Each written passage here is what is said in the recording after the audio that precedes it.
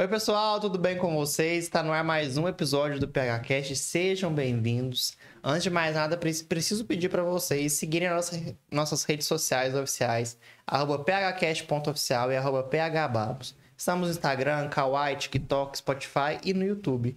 E no YouTube precisa se inscrever no nosso canal para ajudar a gente, tá? Hoje nosso episódio é patrocinado pelo Alho Brasileiro, pela empresa Irmãos Cândido, Art Show e a clínica Maruque Pereira. Nosso convidado de hoje é um convidado super especial que São Gotardo inteiro conhece. Ele é médico pediatra há mais de 50 anos. Seja bem-vindo, Dr. Jair. Boa noite, Paulo. Boa noite. É um prazer essa oportunidade que você está dando para a gente falar uma coisa sobre nós, né? Sobre você e sobre nós. O Dr. Jair, o PHCast foi criado para ouvir histórias. Histórias aqui da região, histórias de São Gotardo e região.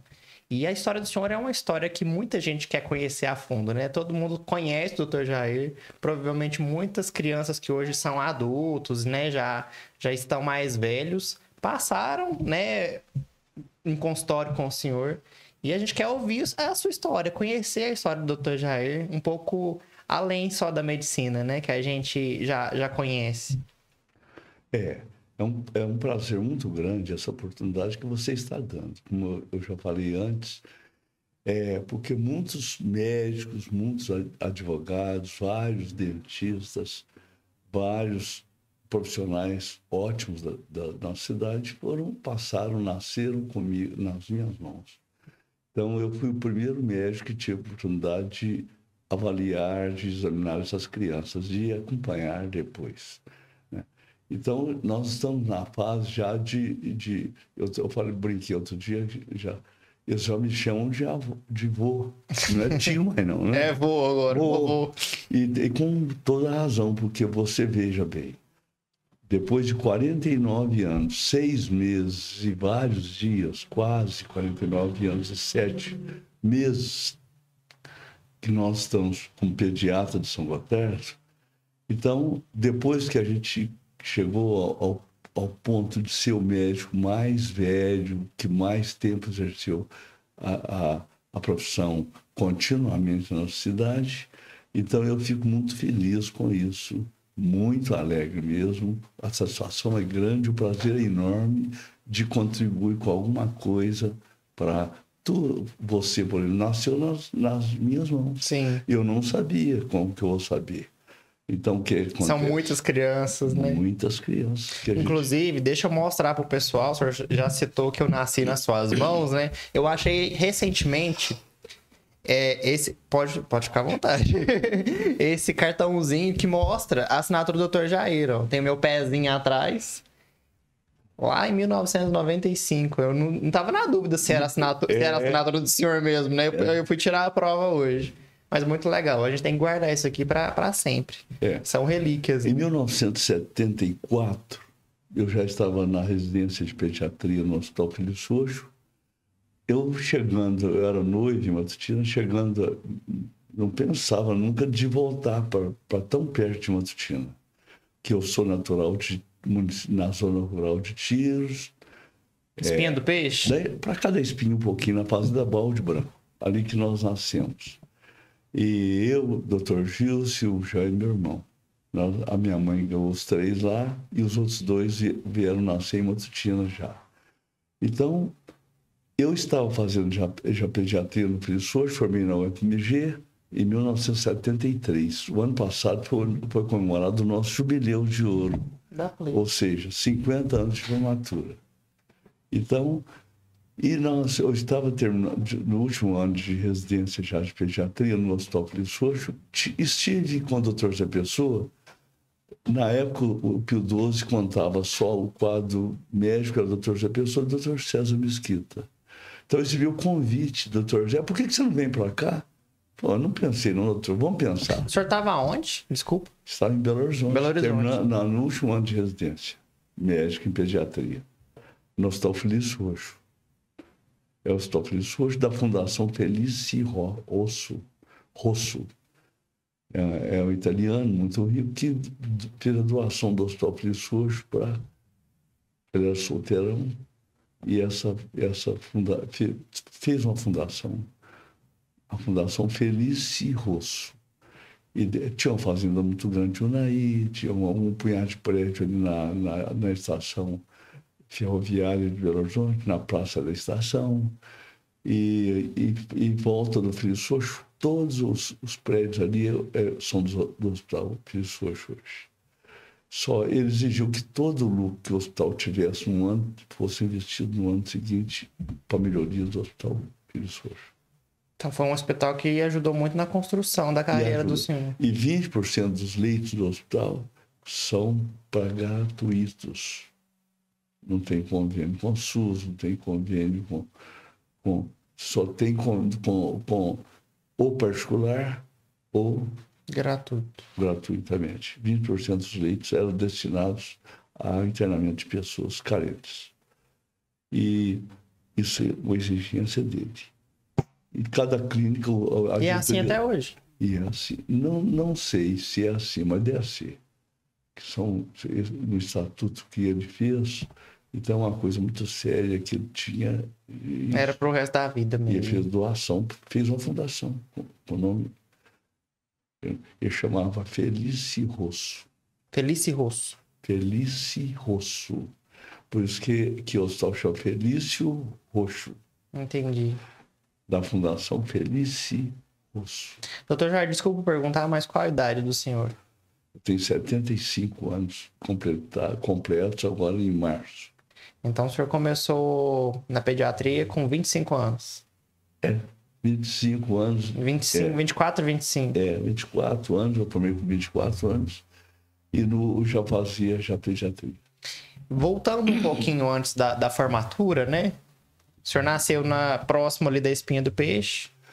E o ginasial e o primário, eu realizei esses cursos em Matutina. Foi na Matutina? Matutina. Como que era a infância? Como foi a infância do senhor? A minha infância foi fantástica, né? Foi igual todo menino gostava de jogar futebol, jogava bola na rua, de toda maneira, né? A gente torcia muito futebol, mas torcia só para o Rio de Janeiro, para os times do Rio, porque o Mineirão foi inaugurado em 65. Então não tinha Atlético e Cruzeiro ainda não? Tinha Atlético já e Cruzeiro também, mas o Cruzeiro era um time de expressão. A torcida, não existia torcida. Era fraco. O pessoal mais velho, São Joanico, Jader Rezende, Solar Rezende, Alor Prata, Botões. Botões é o Sebastião Cristino Marra, que nos deixou há uns dias atrás. O Botões veio para São Otério, ele era de Patos de Minas. Então, ele era torcedor do América Mineiro. E qual que era o time que o senhor gostava na época? Eu era botafoguense. Botafogo. E nós, o pó de arroz era o Fluminense. E nós torcíamos para o Botafogo. Eu, o doutor Gilson, e tinha o punhado de torcedor do Flamengo. Então, a gente já era torcedor do Botafogo, porque o Botafogo tinha o Amarildo, o Zagallo, era o ponto esquerdo, o Amarildo era o centroavante. Eram os jogadores mais conhecidos. Garrincha, Manuel Garrincha. Tinha o de Garrincha, que era muito bom. Newton Santos. Então, esses times eram muito bons, ótimos. E aí vocês gostavam de jogar, ficar... O Mineirão foi inaugurado em 1965, setembro de 65. Então, coincidentemente, o primeiro ano que eu morei em Belo Horizonte. Olha. E nós fomos lá no Mineirão e teve uma rodada dupla. Teve a inauguração do Mineirão. Você sabe que o primeiro gol do Mineirão foi o São Gotardias que marcou o gol, né? Não sei. Buglé. Buglé? Aqui não tem a rua Alberto Buglé. Era a rua do Buglé. Então, o Buglé era jogador do Clube Atlético Mineiro, então jogou Seleção Mineira, ele era um cabeça de área da Seleção Mineira, e ele marcou um gol de falta do gol da cidade. Foi muito interessante. E depois disso, ele falou que nasceu em Brasília, porque aí não tinha Brasília até então, né? Não, tinha Brasília, mas não tinha desde ter nascido em Brasília. Brasília foi inaugurada em 1960. O Juscelino Kubitschek que construiu, ele era presidente da República, foi inaugurado em 60. E ele falou que morou, que nasceu lá? Então não tem de ter nascido lá, né? Porque Mas por que ele falou, 63, então tinha 3 anos, não tinha jeito de ter nascido. E ele não tá querendo falar que é de São Gotardo, não? Acho que deu alguma coisa nele que ele não sabia. Que o Brasil é tão jovem, né? É tão novo, né? Nova. A capital do país era muito nova. Então ele falou, você nasceu? Eu nasci em Brasília. E o povo na época deve ter feito uma away. Mas aí foi muito ruim, né? E o que acontece? Esse Buglé marcou o primeiro gol no Mineirão contra o River Plate, que era foi convidado para inaugurar o primeiro jogo no Mineirão. Foi seleção mineira contra o River Plate da Argentina. E o Buglé marcou o primeiro gol. Olha só. Com 1-0 para a seleção mineira. E o senhor gosta de assistir os jogos até hoje? Deixa eu te contar. Aí no domingo seguinte teve uma rodada dupla.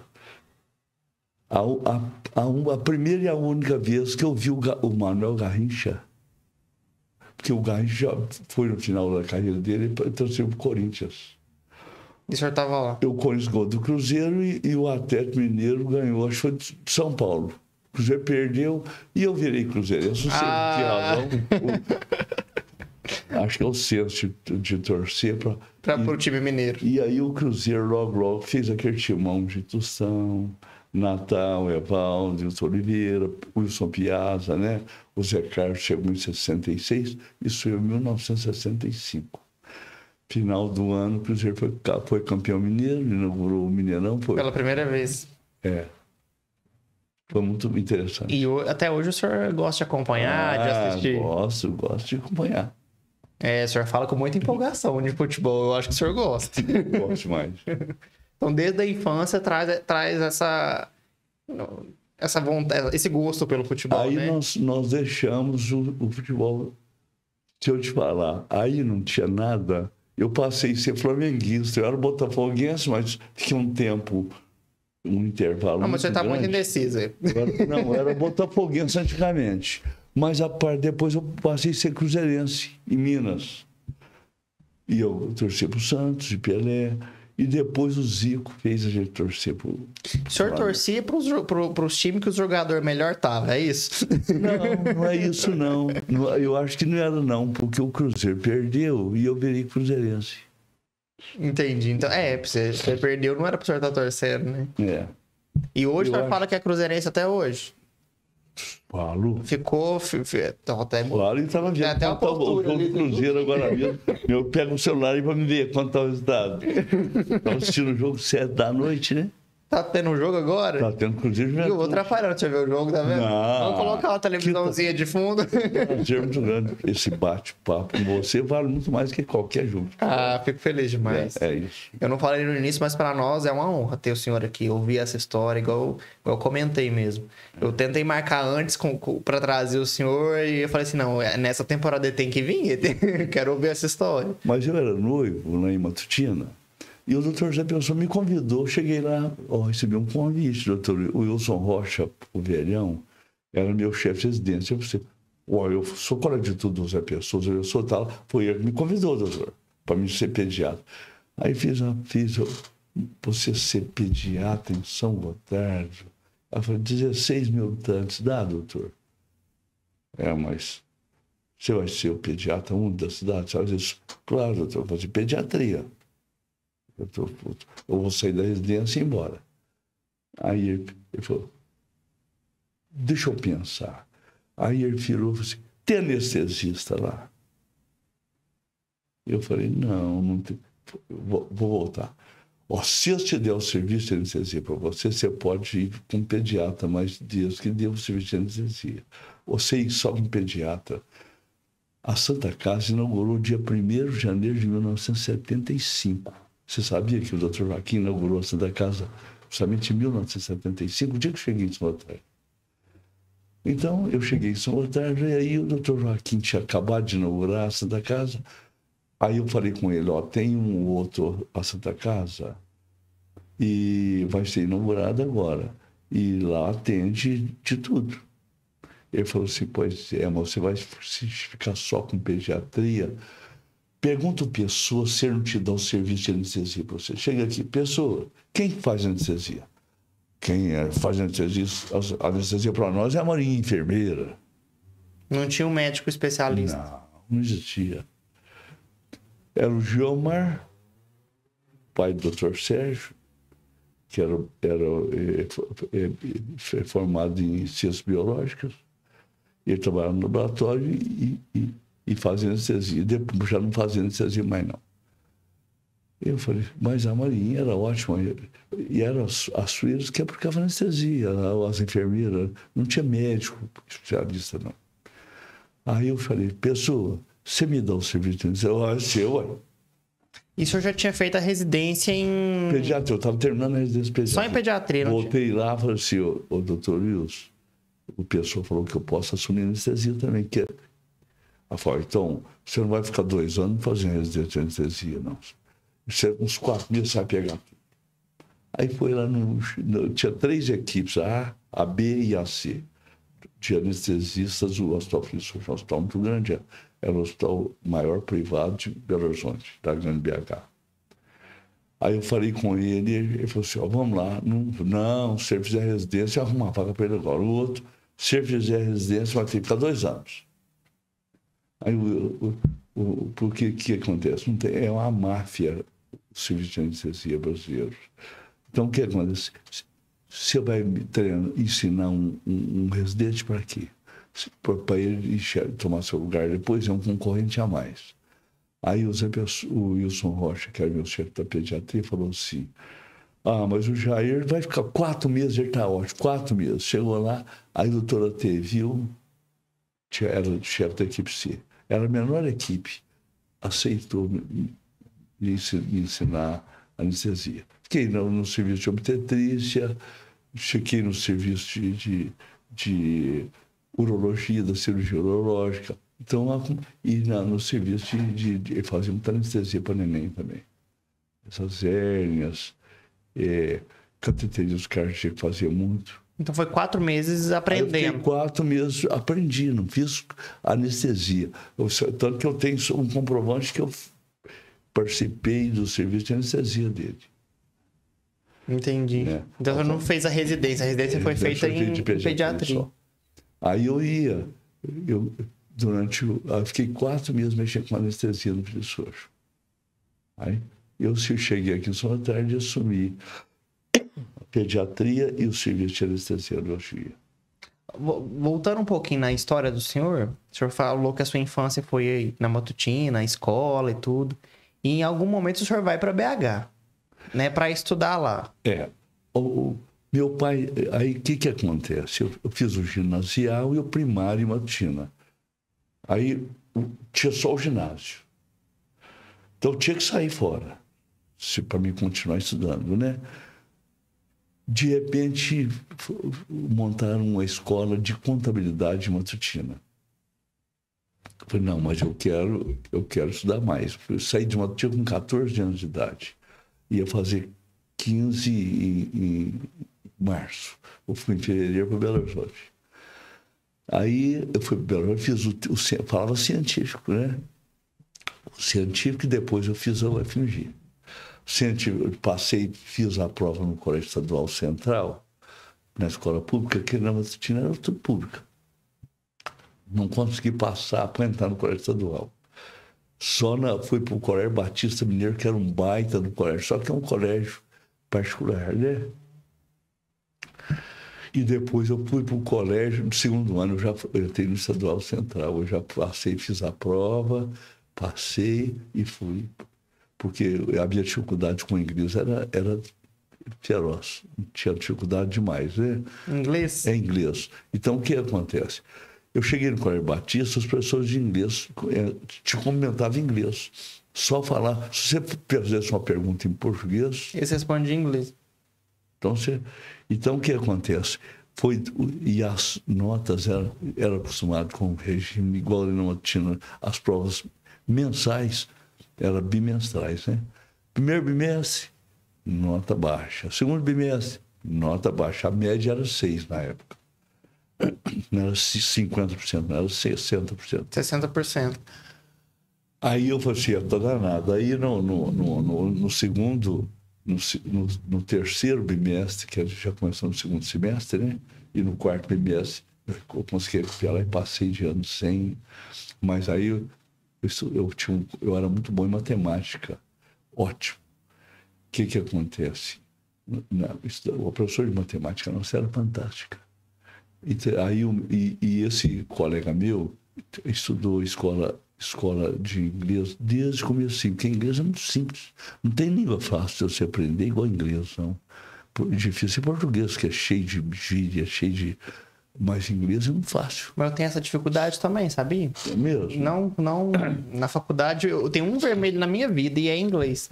É. Eu já falei isso aqui antes. Então, o que acontece? Aí eu não consegui, eu passei na marra. Quase que eu fico em recuperação em inglês. Passei e a vida toda acho que eu fiquei traumatizado com inglês. Você vê. Primeiro científico que eu tive, francês e latim. E português, né? Primeira série ginasial na Matutina. E estudava francês e latim? Francês, latim. Quem que é professor de francês? O professor Carlos Anselmo Nascimento. O Carlos Anselmo dava aula de inglês. Ele por um rabinho de cachorro interrogado. O zero era assim.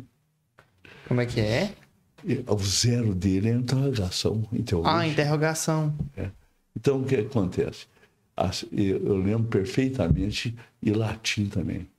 Latim é professor de inglês. Todas as línguas derivam do latim, né? Você sabe. O português tem muito a ver com o latim.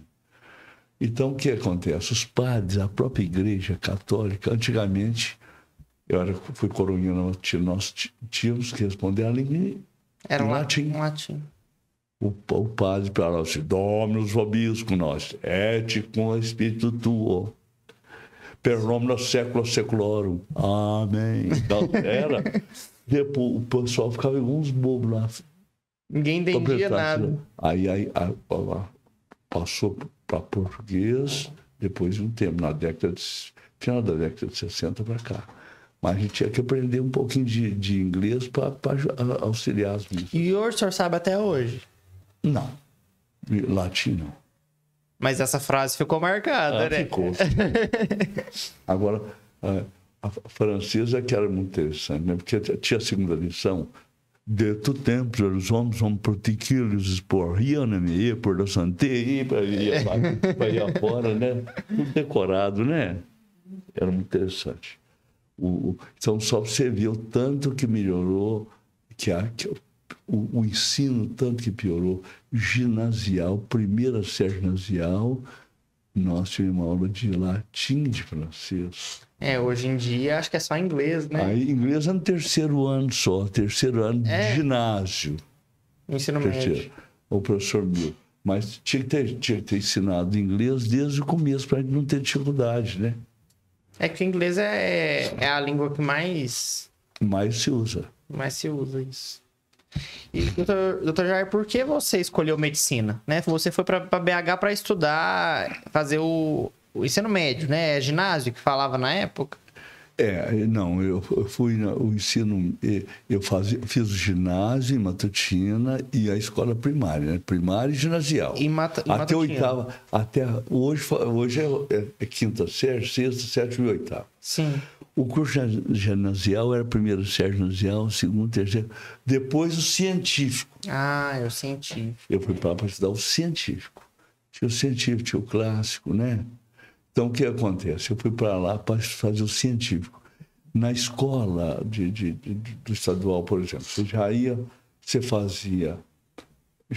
direcionado para exatas ou para a área de biológicas. O que era biológica? Farmácia e bioquímica, odontologia e medicina.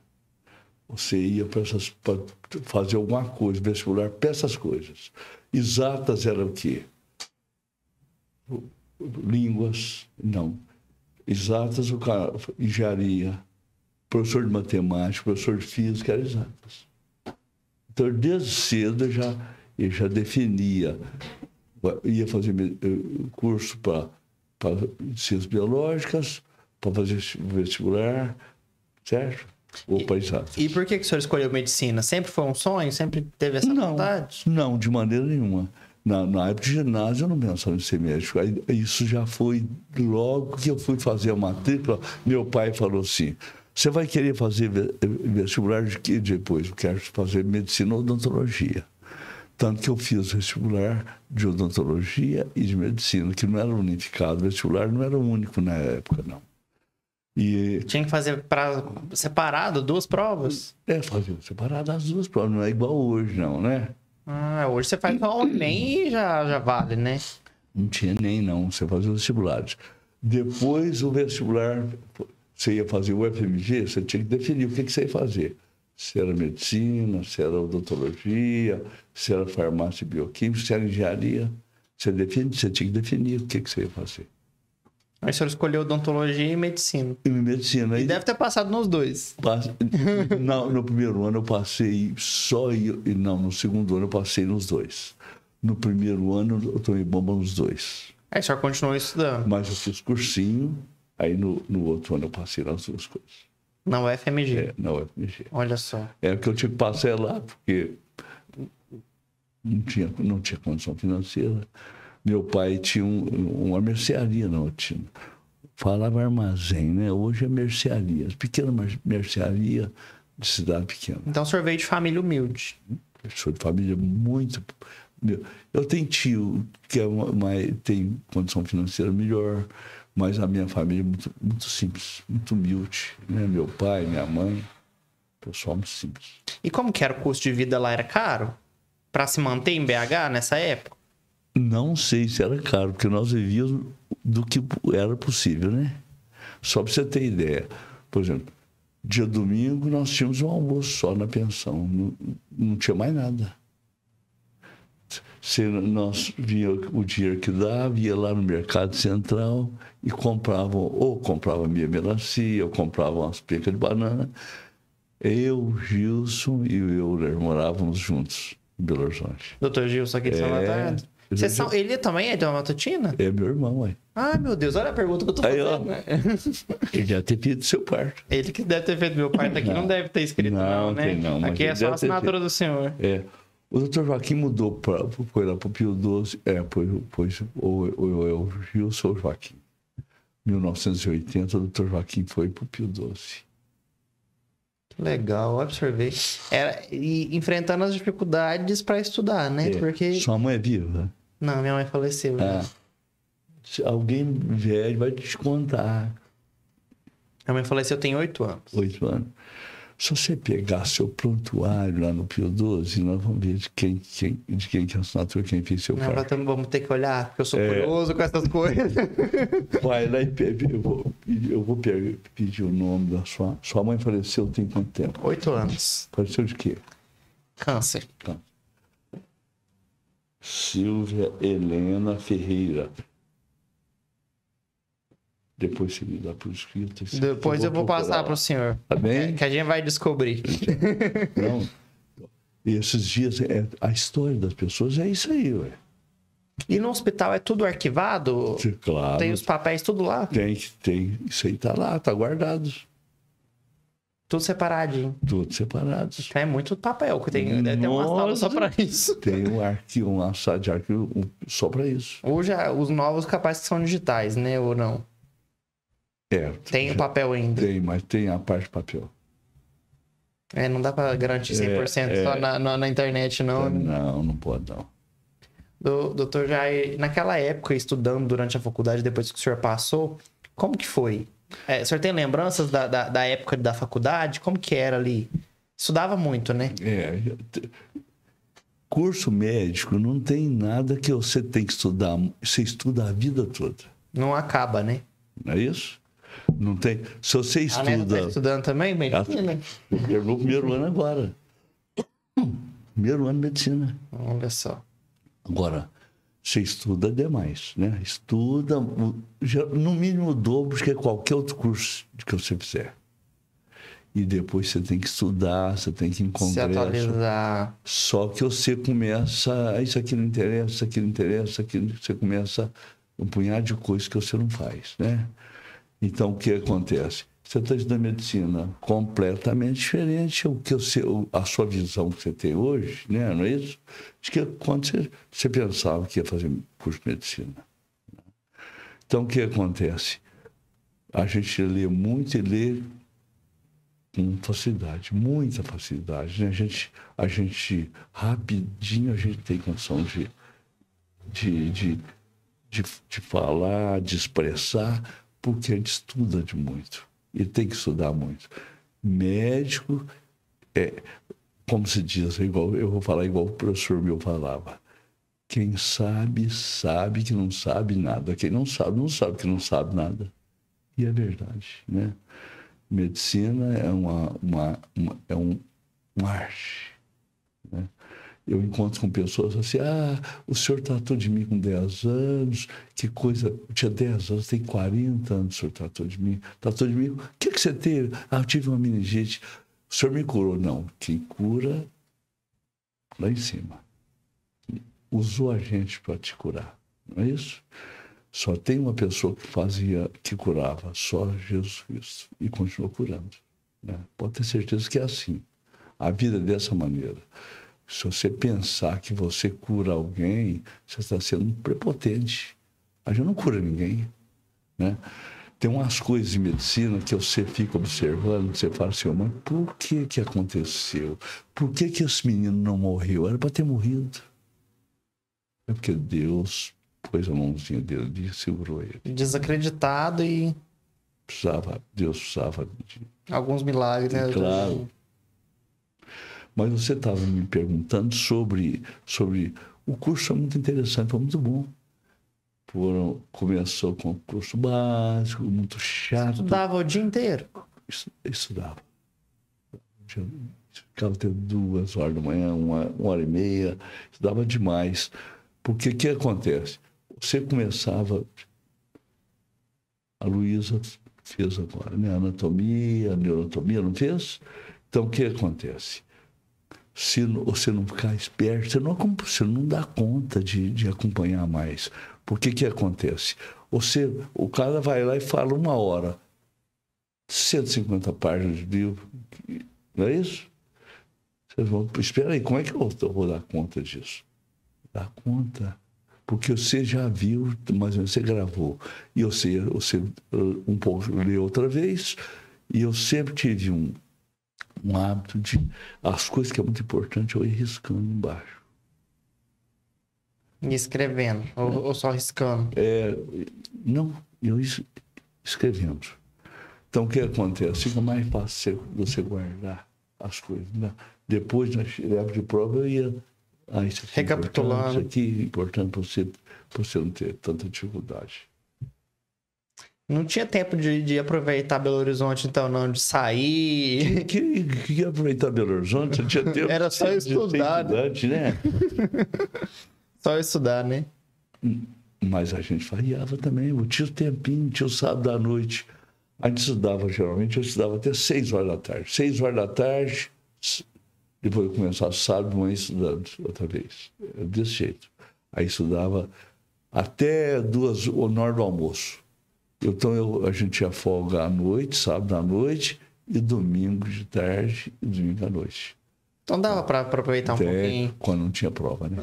Quando tinha a semana de prova, ia apertar. E o que eram as farrinhas da época, assim? A farrinha da época, nós íamos lá no... Tinha o Viseu, uma pizzaria muito boa, ali na Raul Soares. Eu ia de lá. Então, você tinha que pegar alguém que tivesse dinheiro para fazer a despesa sua, né? Para te pagar, né?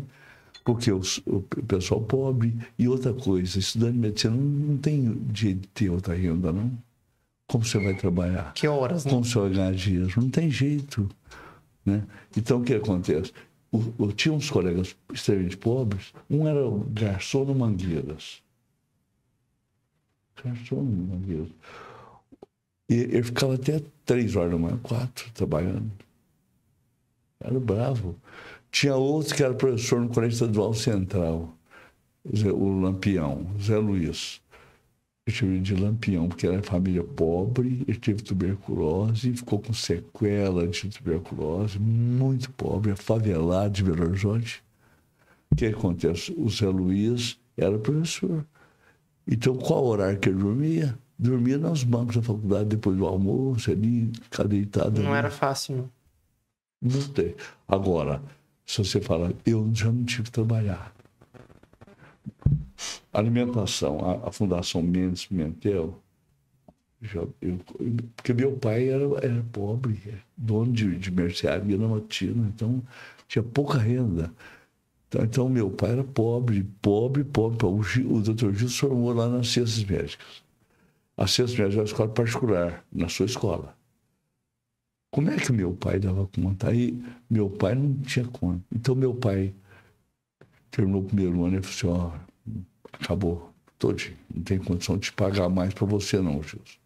Aí fomos meu pai e o Gilson conversar com o diretor da escola, o professor José Elias Murat. Aí ele virou para a gente e falou assim, mas você tinha que ter falado. Falado o quê, professor? Não sabia que meu pai vendeu o carrinho dele, o Fusquinha que ele tinha, vendeu tudo. Meu pai não tem carro, não.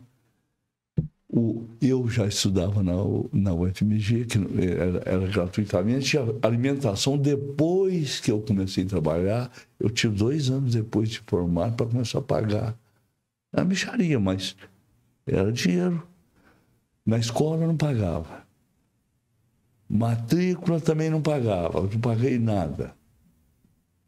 Aí eu só pagava para morar, para pensão.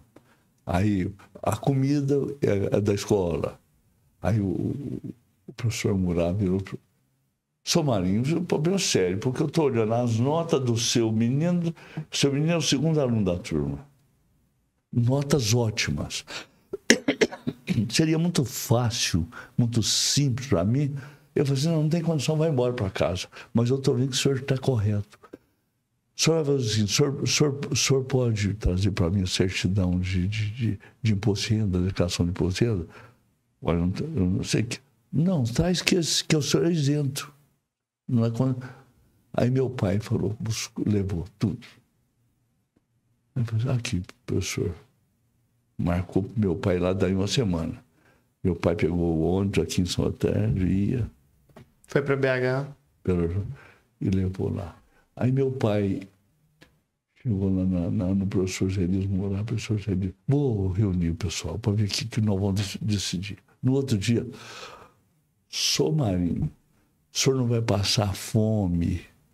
O senhor dá conta de pagar a metade da escola, a outra metade, depois que ele formar, vai pagando. Não, a metade eu dou. E aí deu certo. Mas era pouco dinheiro, não era tanto, não era hoje 6 mil. Você está pagando o quê? 10, 5 mil. Não era 5 mil, não. 5 mil é dinheiro demais. Seria uns 2 mil por mês na faculdade. Aí o Gilson foi pagando, depois que ele formou, que ele pagou. Não era é muita grana, né? Não tinha dinheiro, não, só tinha dinheiro nenhum. Mas Deus providenciou, né? De dar certo. Foi encaminhando. Graças a Deus. E na família, o senhor... são 2 irmãos ou tem mais? Não, tem eu, tem o Gilson, tem o Jairo, são médicos. Tem a Lucimar, que é dentista. A Lucimar então são 3 médicos. A Lucimar, mas a Lucimar é a caçula. Tem um administrador de empresa, que é pai do Vinícius. O Vinícius, você conhece o Vinícius? Deve conhecer. O Vinícius é casado com a Carolina. Você conhece? Eu sou muito ruim de nome, mas eu devo conhecer sim. Vinícius Silva. Vinícius mora num prédio ao lado, depois dessa casa tem um prédio lá. Sim. Mora numa cobertura lá. O Vinícius é pai, o Jaime é pai dele. Aí o Jaime fez contabilidade do Matutina, depois fez administração, que é ligado. A minha irmã é dentista. Aí minha mãe chegou e falou assim, seu pai não dá conta de pagar a faculdade da Lucimar, não. Mamãe não dá conta por quê? Porque também passou a beber muito. Eita. E ele vivia de aposentadoria. Aí eu falei, mamãe, mas não dá mesmo. Quanto que é tanto? Então eu quero conversar com você, com 3 médicos. Os que já estavam formados. 2 médicos. Nós ajudávamos o Jairo. O Jair formou. O Jair formou no UFMG também, que é a Escola de Medicina Gratuita, né, que é o UFMG Federal. E aí o Jair falou, eu não tenho condição, não. O Gilson falou que não tinha condição. Eu falei, não, eu dou conta sozinho. A minha irmã foi formada e eu ajudei muito. Você ajudou ela a... Claro! O que custa? Eu não vou levar dinheiro. Na hora que você morrer, morreu, acabou. Né? Aí, então, ajudamos meu pai a formar minha irmã. Que bacana. Né? E tem que ser desse jeito mesmo, é um pelos outros mesmo. Doutor Jair, antes da gente continuar nosso bate-papo, queria conversar com o senhor sobre um dos nossos patrocinadores aqui do PH Cash. Eu até tinha te falado antes, o senhor falou que conhece. Eu sempre falo que o PH Cash acontece graças às empresas que apoiam o nosso projeto. Inclusive, a sua filha Andresa já esteve por aqui, né? Apoiando a gente através da Clima. Mas hoje eu quero falar com o pessoal que está ouvindo a gente, está assistindo, sobre a Irmãos Cândido, que é uma empresa super tradicional aqui de São Gotardo. O senhor conhece, né? Demais. O Getúlio Cândido, o Ciro Getúlio foram teu Silvio, teu Túlio e teu uma irmã. Então, o que acontece? Todos foram meus clientes. Todos. O Silvinho é asmático, como eu tinha uma asma danada, né? Então, pessoal bom demais, lutaram muito, né? O Getúlio tinha um material de depósito e foram crescendo, trabalharam muito. São mais de 30 anos já de história, de empresa. Não, muito mais.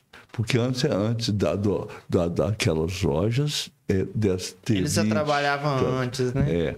Então, o que acontece? O Getúlio Cândido, pessoal tinha uma fibra danada e os meninos também são todos muito trabalhadores, corretos e honestos. Hoje a Irmãos Cândido está à frente do... quem está à frente é o Jorge, que provavelmente deve ser sobrinho do Túlio, se eu não me engano. Ele que tá lá, que conversa com a gente, que passa as informações, né? E a Irmãos Cândido é uma empresa, assim, que se encontra de tudo. Tem até listado aqui, ó. Atuando no segmento da construção, trazem diversas soluções hidráulicas, elétricas, hipermeabilização, ferragens, reparos. E uma coisa que eu acho muito interessante, doutor Jair, que é a locação, né? A locação de equipamentos para as obras. Né? Aquelas betorneiras, aquelas coisas de fazer cimento para as construções, eles alugam. E também aluguel de, por exemplo, precisou de uma furadeira para furar alguma coisa em casa. Eles alugam. Né? Uma máquina de lavar colchão, lavar sofá. A pessoa pode ir lá alugar e usar e depois devolver. Não precisa comprar uma máquina só para isso. Não tem jeito, você vai usar pouco tempo. Exatamente. Né? Perfeitamente, eu não sabia disso. Sim, tem lá. Então, assim, eu queria agradecer e mandar um abração aí pro pessoal da Irmãos Cândido, agradecer pela parceria de sucesso.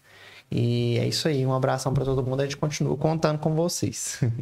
Doutor Jair, continuando o nosso bate-papo aqui, por que pediatria? Foi a área que o senhor mais se identificou na época da faculdade? De maneira nenhuma. A área que eu mais dediquei foi cirurgia, ia ser cirurgião. Eu fui monitor de cirurgia do aparelho digestivo, um pouquinho de renda que a gente tinha da monitoria, de ser monitor. Então, eu fiquei no terceiro, quarto e metade do quinto ano pensando em fazer cirurgia. Vou ser cirurgião. O Paulo Roberto Savassi é hoje o melhor cirurgião de Minas Gerais. Ele era um assistente da cirurgia, é professor João Rezende Alves. Então, eu pensei em ser cirurgião. Tudo eu preparei para ser cirurgião. Tinha um relacionamento muito grande com o pessoal da cirurgia. A hora que eu fiz pediatria, mudou tudo. Clareou tudo que eu queria ser, né? O senhor se encontrou? Encontrei tudo. Aí eu fui lembrar, eu gosto de lembrar, que eu tenho muito a ver com pediatria. Primeira coisa, se você já viu falar que eu sou muito chato, às vezes eu fico até um pouquinho bruto, mal educado, com gente que não cuida bem dos filhos. Nunca ouvi, não. De criança, de maneira de eu tenho raiva de quem cuida mal. dessas crianças. Agora, o que acontece? O Dr. Jairo, que é meu terceiro irmão, o quarto irmão, o quarto e o quinto, eu pagiava ele. Eu, de maneira nenhuma, deixava ninguém judiado, ninguém. Então, o que acontece? Eu acho que pediatria, a hora que eu comecei a fazer pediatria, o senhor é apaixonado com criança, então? Não tem nada. Não tem nada mais puro, nada mais honesto e correto que uma criança, não. Não conheço. Então o senhor se encontra. E aí foi o amor, o encontro foi esse amor todo e foi fazer residência em pediatria. Aí pronto, aí mudei tudo. A cirurgia eu já deixei, fui deixando tudo. E foi muito interessante porque cirurgia, você vem para o interior, um punhado de coisa de cirurgia, você tem de pediatria, você tem que saber bem cirurgia. Né? O doutor Zé Pessoa falou assim, você tem uma baita noção de cirurgia, que o melhor cirurgião que eu já vi operar, doutor Zé Pessoa. Você não sabe a capacidade daquele homem, você não imagina o que o doutor Zé Pessoa já foi, o que ele representou. Ela operava, a hora que ele começava aquele sorrisinho, você estava bravo. E começava a assoviar? Estava feio, estava complicado. Isso. E aí assoviava para parecer que estava tranquilo. Eu fazia anestesia um tempão, né? Eu nunca via jogar culpa em ninguém. Tem cirurgião que fica neurótico, joga pinça nos auxiliares, né? Você vai quando perde os pacientes. Não, e fica bravo quando tem complicado, quando a cirurgia está complicada. Nunca, jamais eu já vi o doutor Zé Pessoa. Melhor cirurgião que eu vi na minha vida. Mais simples e ele tem muito competente. Você não imagina o tanto que ele é competente. Foi uma pena para o São Otério ter parado tão cedo de ser médico. Tem muito tempo que ele parou? O doutor Zé Pessoa parou, acho que ele ficou muito desiludido com o filho dele que faleceu, o Fernando, teve uma leucemia, um mieloma múltiplo, que é uma leucemia, e ele foi para lá, Paraná, estava começando os transplantes de medula óssea, fez o transplante, e ele depois acabou que pegou uma infecção brava, ele não teve jeito e faleceu. É casado com a Antoinette Rezende. Antoinette. E o doutor Zé Pessoa ficou muito desiludido, acho que desde então, ele operou mesmo uns 30 anos de carreira só. Aí parou. Aí parou. Foi parou. Doutor Jair, depois que você veio para São Gotardo, você já chegou atuando na pediatria anestesista. Eu cheguei como residente de pediatria e tinha feito um curso de anestesia. Eu não sei olhar adulto. Nunca pus a mão na sua mãe, você sabe disso. Não. Pediatria. Só criança. Você chegou no adolescente, precisa, vai no clínico. Né?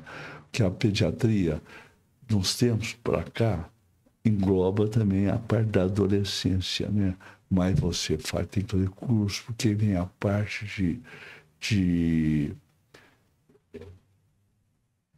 sexualidade, vem a parte hormonal. Então você tem que especializar naquilo também. Uso de droga, prevenção de drogas, de uso de drogas. Então o senhor atende até hoje só criança? Só pediatria. Tem colega que fez pediatria e adolescência.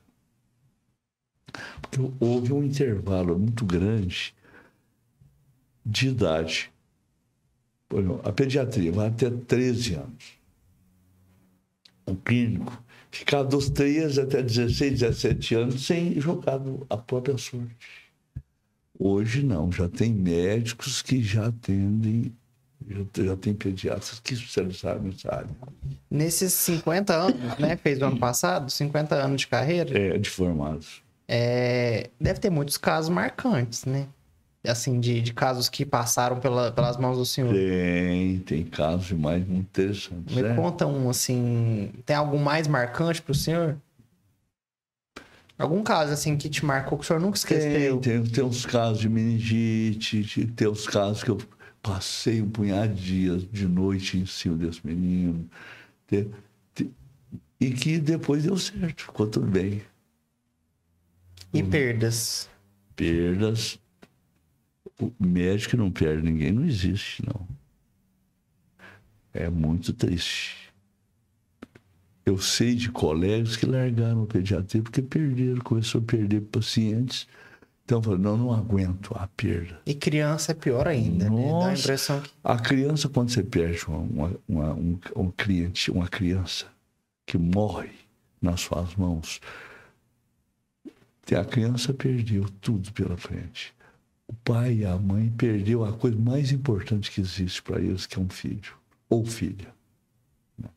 Então, o que é? Vô, é muito sofrido, o sofrimento é muito grande, né? Graças a Deus, tem muitos anos que eu não perco uma criança. Graças a Deus. Mas que é muito triste, deve ser. E qual que era o sentimento do senhor, assim, diante das perdas? Sentimento de incapacidade de pensar o que deu errado, por que aconteceu, né? Então, você tem que sempre ser muito chato, ser muito coerente com aquilo que você faz, para que você não sinta culpa. O sentimento de culpa deve ser terrível. Eu imagino que a pessoa que não olhou direito, que não atendeu direito, depois ele começa a questionar. Mas eu devia ter feito isso, não fiz, eu devia ter feito isso. Tem as coisas que acontecem que não tem jeito, né? A hora que vai para morrer, morre mesmo, e para mesmo, né? O que acontece? Mas uma arritmia, por exemplo, você não tem o que fazer. Uma parada cardíaca, você não tem o que fazer. Você sabe como cuida, uns saem, outros não. Às vezes é igual o que o senhor falou, que eu achei muito bonito, que é a questão de Deus, né? Deus é que sabe. Deus é que controla tudo ali e usa os médicos através disso. Não pense jamais que você salva ninguém, não. Quem salva é Deus. Você foi uma ferramenta que ele está usando, que ele usou. E a vida toda eu pensei desse jeito, e é desse jeito que funciona. É bonito ouvir o senhor falar isso. Assim, mas a gente sabe que tem médicos que vamos ter um rei na barriga. Tem médicos, ou tem colegas que acham que são Deus. Eles pensam que são Deus. E nós não somos nada. Deus é tudo. Mas tem camarada que ele tem certeza que ele é Deus. Mas não pode. O cara é tão... né? Doutor Jair, nesses anos de carreira, o senhor tem algum arrependimento? Não. Arrependimento nenhum, não. Tem, não. Que bom. Isso é bonito de ver, né? Não tem, não. Sempre fez o que era possível. Eu acho o seguinte, o médico tem que procurar sempre atualizar, porque rapidinho ele cai no esquecimento. E o senhor estuda até hoje, né? Claro. Você tem que ir em congresso. Eu não fui em congresso. Eu estou devendo esse ano, já tinha que ter ido. Não fui. Todo ano o senhor vai? Todo ano. Eu vou. Todo ano você tem que fazer um curso, congresso, né? Eu gosto muito dos congressos mineiros de pediatria. Esse ano não teve ao vivo. Não. Teve só... Online. Então... eu perdi o Congresso Mineiro de Pediatria. E o senhor estuda através da internet também? Ano passado. Livros? Como que é? Não, só livros. Gosto muito de livros. Livro e os congressos. Tem que marcar presença para se atualizar, né? Tem. É porque muda muito, a medicina avança. O Congresso Mineiro de Pediatria, só para você ter uma ideia, tem uma colega, Maria de Lourdes, que ela chama, formou comigo. Nós nunca perdemos um Congresso Mineiro de Pediatria. Aí ficou 2 anos sem ter o Congresso Mineiro de Pediatria ao vivo, presencial. O ano atrasado... A pandemia agora? O ano ficou 2020, 2021. 2022 teve o Congresso Mineiro de Pediatria. Cheguei lá, procurei a Maria de Lourdes contava para todo mundo. Eu, o Jairzinho, nós estamos invictos, nós não perdemos nenhum. Procurei para todo lado, não encontrei a Maria de Lourdes.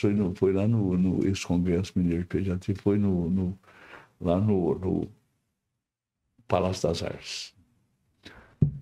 Foi, mas não...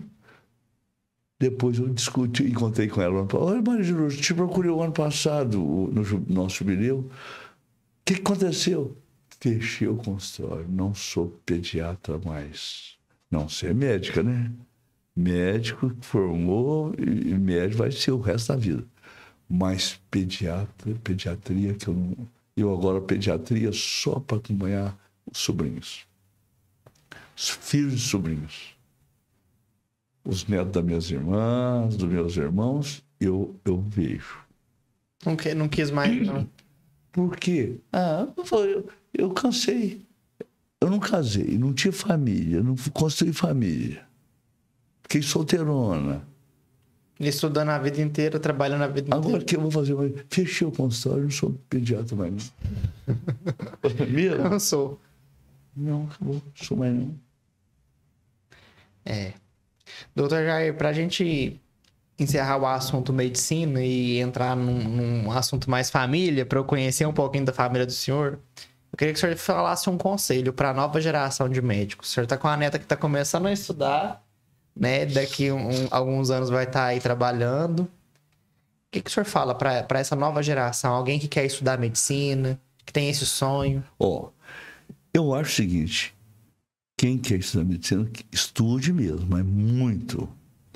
E depois que formar, jamais deixe de especializar. A residência médica é fundamental. Você faz residência médica, você sabe direitinho quem fez residência e quem não fez. Você sabe direitinho. Até prescrever um soro, que é uma coisa simples, você sabe quem que fez pediatria e quem não fez pediatria. Então, o que acontece? Eu brinquei outro dia, você sabe direitinho. Né? Então, você não liga jamais um soro fisiológico puro numa criança. Jamais. No adulto você pode fazer isso. Numa criança, jamais. Então, a residência médica é fundamental. Você vai ver coisas que você não... Se você fizer 10 cursos de medicina, você não vai ver. Ninguém vai te contar os segredinhos que eles te contam ali, porque você é residente dele. Eles te contam. Não vão te falar jamais. É a prática, então, continue estudando. Conte nada pior que um médico medíocre. Você tem que continuar estudando o resto da sua vida. Né? Porque o que acontece? Vai ser muito importante a pessoa que está sentada ali ver e sentir que aquela criança vai ser entregue para uma pessoa que tem capacidade técnica, que tem sabedoria. Né? Tem que saber, ué. Se você não souber, vai ser o quê? Não vai ser um médico nada. Bom, né? Tem que saber. Isso é importantíssimo. Saber, eu não faço determinada coisa, mas eu tenho que saber que existe. Né? Então, eu falo com a Luísa. Na hora que você formar, que você entra na residência médica, você vai ver que é muito diferente.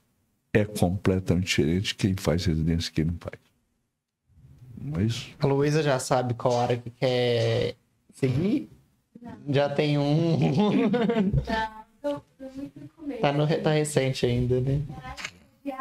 Quem sabe vai seguir os passos do avô, né? Vamos ver, né? Vamos acompanhando, né, doutor Jair? Vou te fazer mais uma pergunta. O que é mais desafiador na profissão do senhor? Desafiador que eu acho é o que eu já falei com você antes. Você pensar que você entrega uma criança nas minhas mãos e você não dá conta que a criança é um desafio que a gente tem que ter muito cuidado para a gente não deixar a profissão da gente. É um desafio muito grande que a gente luta todos os dias. E, às vezes, quando você menos espera, acontece. Né? Um insucesso, né? É um desafio muito grande que nós temos que seguir no dia a dia nosso. E estudar sempre. Eu acho que isso Claro. também é um desafio, né? Porque Se você, é você estudar uma sempre, responsabilidade muito grande. se você estudar sempre, eles vão ver o tanto que você... Não é por falha de conhecimento, não. É falha que Deus é que sabe. O médico, na hora de um parto ali, o médico obstetra faz o parto e a criança já vai direto pro pediatra? Eles entregam pra gente na hora. Na hora. Na hora. O nascimento é uma coisa terrível. É o maior perigo que o ser humano defronta é o nascimento. É uma coisa bonita, cheia de mistério, mas o que acontece? Qualquer erro que acontece ali vai decidir o futuro dessa criança. Ela vai morrer ou não, ela vai ficar anormal ou não, ela vai ficar com atraso neurológico ou não. Vai depender uma mola muito interessante que vai depender aquilo do nascimento. O choro da criança é importante por quê? Quando a criança nasce e chora... O senhor falou que meu grito era o quê? Que não... 9 e 10, a nota de apigar. Porque se chora forte, está respirando. Não é isso? Tá respirando. A criança que nasce desmaiada, que não respira, que nasce com apneia primária ou secundária, a gente preocupa muito. Agora a criança nasceu bem, chorando, daí um pouquinho chora e mexe com as perninhas, contraindo as perninhas, os bracinhos. É porque tá bom. É que tá bem.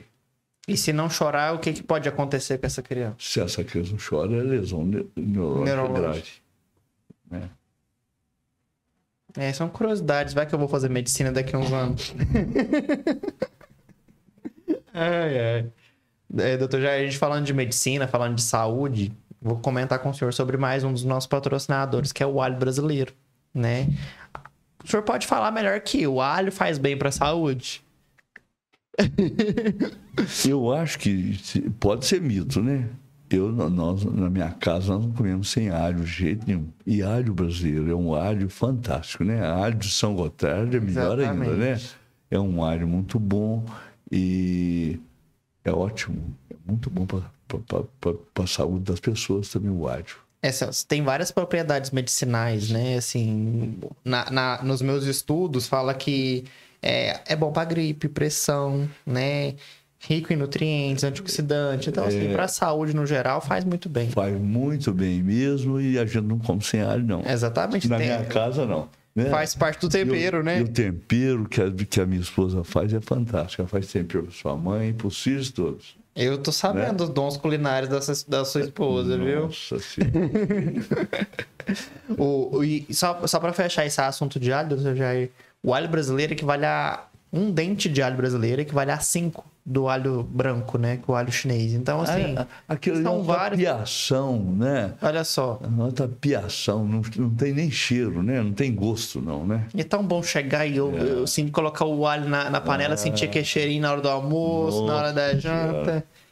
Então, essa aí, muito, muito bom, né? O alho brasileiro. Eu quero mandar um abraço aí para toda... O alho roxo é fantástico, Exatamente. Né? O alho roxo é fantástico. E tem que ser mais caro mesmo, né? Às vezes, se for parar para comparar, equivale o preço, né? Porque você vai gastar muito menos dele do que do outro. Vai gastar muito mais alho. Exatamente. Um abraço aí para todos os representantes do alho brasileiro e agradecer pela parceria de sucesso aqui com o PH Cash. Falando agora, o senhor já até entrou no assunto, né? A esposa do senhor, qual que é o nome dela? Celeste. Dona Celeste aí, eu tô sabendo que cozinha muito bem. Tem o dom da culinária. O senhor é apaixonado. A Celeste é cozinheira fantástica, né? Fantástica. Vocês gostam de receber a família em casa? Nossa Senhora, dia de sábado, domingo não pra roça. E ela faz um franguinho lá. Franguinho caipira. Faz os filé, né? Passado na chapa, né? Você precisa de ver. Como é que é? Os filézinhos. Filézinho na chapa. Nossa Senhora. Muita cebola, né? A boca até a boca. Me conta essa história. Como o senhor conheceu ela? Bom, a Celeste nós ficamos conhecendo Eu fazia o primeiro ano de medicina. A primeira vez que eu vi a Celeste. Conheceu em BH, então? Não, conheci aqui. Eu ia final de semana pra cá, ué. Eu entrei na faculdade, eu fiz vestibular em 68, final do ano, comecei o curso de medicina em 69, na época era 5 anos, hoje são 6, 5. Aí fiquei conhecendo a Celeste em 69, início de 69. E casamos em 75. Ela tinha 13 anos. 13 anos? 13 anos. Ela era muito novinha, né, doutor? Hoje em dia não é assim mais, né? Fiquei conhecendo ela, mas, claro, fiquei conhecendo, né? Era outros tempos, né? Era assim, no... As minhas avós com 13 anos, estavam todas duas com neném já. Olha só. Ué. A avózinha e a avózinha, tudo. Com 13 anos. Então vocês namoraram 7 anos? 7 anos. 7 anos. Casamos em 75. Aí você já estava formado, já estava aqui em São Gotardo? Já era médico aqui em São Gotardo, já trabalhei aqui que nós casamos. E a dona Celeste trabalhava com o quê? A Celeste fez o curso normal, né, quando ela já formou, que ela é bem mais nova. Nasceu em 56, eu nasci em 49. Nasci 7 anos antes dela, né? Então, ela já fez o curso normal lá na Matina. Mas não chegou a exercer profissão, não. E dessa união veio os filhos? Meus filhos, veio a Andresa, que é a mãe da Aline, depois veio Bruno, depois veio o Juscelino, depois veio a Aline. São 4 filhos? 4 filhos. A Aline é a veterinária. É a veterinária. É uma família que foi sendo construída, né? Devagarzinho. Muito... Exatamente. A diferença deles são muitos anos, um pro outro? Não. A Celeste, com 3 anos e pouco, 3 anos e 2 meses, ela ganhou 3 meninos. Então foi um por ano. Andresa, Bruno e Juscelino. A Andresa nasceu dia 18 de abril. A Andresa é a mais velha. É a mais velha. 18 de março de 77, né? O Bruno nasceu 20 de dezembro de 78. E o Juscelino nasceu em 80, dia 19 de abril. Já a Aline foi bem depois, né? E ela colocou de novo, não é possível. Não é possível. Eu não sei o que acontece, eu não sei se ela deixava de esquecer tão aos comprimidos. E ela foi fantástica, porque em 80, eu estava ganhando menino, né? E construí um clube. O clube da Matina eu inaugurei ele e eu ia 3 dias por dia na Matina. 3 dias. O Matina Campes Clube eu fiz. Ah, é? Então, Celeste cuidou dos meninos sozinho. E o senhor foi pediatra dos filhos? Fui pediatra de todos os filhos e todos os netos, graças a Deus. O senhor tem quantos netos hoje? 5. Bisneto ainda não tem, não. Tem, não. Não, mas daqui uns tempos, né? Família bonita, doutor Jair. Graças a Deus. E o que o senhor mais gosta de fazer é reunir a turma mesmo? Reunir os filhos, né? Não existe nada igual chegar um dia domingo e reunir a família. E aí vocês têm essa tradição. Todo domingo reúne, almoço, todo mundo junto. Bom a família grande assim, né? A família fantástica. A Luísa tá ali olhando com o olhinho brilhando. Doutor Jair, o que o senhor gosta de fazer fora isso? Eu gostava. Eu acho que eu encerrei a pescaria. Encerrou? Eu acho que eu encerrei, porque a gente não dá conta de acompanhar a turma mais nova. Não. Aquelas pescadas grandes que o senhor ia? Nós estamos indo ainda. Nós chegamos do Xingu, do Rio Xingu. Ah, é? A Andresa me contou. Caí lá do Rio, de cima lá, ó. Que eu caí de costa. Eu não morri por causa do Bruno. Meu Deus, doutor Jair. Depois que o braço tá capengado. Bate o braço aqui num pau que estava atravessado no rio. Caí dentro d'água. Eu não morri por causa do Bruno, porque o Bruno caiu nós dois dentro d'água. Que isso, pai? Que isso, pai? Eu vim lá de cima e joguei ele dentro d'água e eu também. Os dois juntos. Quem te segurou? Às vezes o senhor pode fazer umas pescadas mais leves, né? Não precisa ser essas grandes, não. Fiquei sabendo que o senhor toca também, toca gaita. O senhor gosta? Mas de vez em quando nós mexemos na gaita, né? São vários dons, né? Gosto de reunir a família, gosto de pescar. Gaita, eu toco uma vez por ano. Só uma vez por ano? Uma vez por ano. Por quê? Só uma vez por ano. Não sei. Uma vez por ano só. E tem uma data marcante? Não. Esse ano já tocou? Não, acho que não. Mas a gaita é o seguinte, com o Zé Melica, você conhece o Melica? Sei. O Zé Melica é ótimo, é excepcional no violão e ele me acompanha. Aí o Zé tá com saudade de ouvir a gaita. Esse ano não tem como tocar, né? Tem que tocar, ué. A família deve gostar de ouvir. Então, Jair, eu preciso te agradecer pela presença. É um prazer muito grande falar com você, viu, Paulo? E desejando muito sucesso nessa empreitada que você está pegando. Muito obrigado. Tá. Para mim foi uma honra ouvir a história do senhor, né? Acho que o pessoal vai gostar de ouvir a história do Dr. Jair, além da pediatria, né? Espero que o senhor tenha gostado também, né? E muito obrigado, de verdade. Foi uma honra, né? Receber meu médico aqui. Mas olha, o mundo é muito pequeno. Exatamente, né? nunca pensei isso. A gente via pessoas que a gente vai ficando velho, né? A sua mãe faleceu tem quantos anos? 8 anos. 8 anos. Seu pai é vivo? Meu pai é vivo, graças a Deus. Seu pai casou outra vez ou não? Não, ele tá solteiro. Seu pai, como que chama? João Pérez Babos. Ah, os Babos. Né? Conhece os Babos? Demais, velho. Babos é do lado do Riparnaíba, não é? Exatamente. Tem Babos, mas todas as famílias conhecem. Meu nome é Paulo Henrique Babos. Eu tô vendo você falando Babos ali, a empresa sua chama Babos, né? Podcast. É PHCast. Mas tem o meu nome que é PH Babos lá no Instagram. É isso. É por isso, o senhor conhece todo mundo então. Isso. Deve ter atendido todos os meus primos, primas. Nossa, a turma de Babos é grande. Você quer ver o Edilson do trabalho na prefeitura? É meu padrinho. Dos Babos. Você gosta disso? Ele é meu padrinho. Ai, meu Deus. Edilson é irmão da esposa do Wilson, que é a esposa do Humberto do laboratório. É minha madrinha Beth, a esposa dele. O Euler da trabalho na Chevrolet. Sim, irmão dele. E vocês têm parentesco também? Não, eu sou... Ele é casado com a minha madrinha, né? Que minha madrinha Beth é irmã do meu pai. Então, assim, eu sou parente dele por isso. Meu padrinho de batismo. Um abração pra eles aí. Não sabia que o Edilson... O Edilson eu encontro com ele quase todo dia. Porque ele gosta de guardar o carro dele lá no estacionamento. E a Cecília coloca o carrinho dela. A prefeitura tá ali pertinho, né? Meu padrinho tá trabalhando até hoje também. É isso, doutor Jair. Muito obrigado.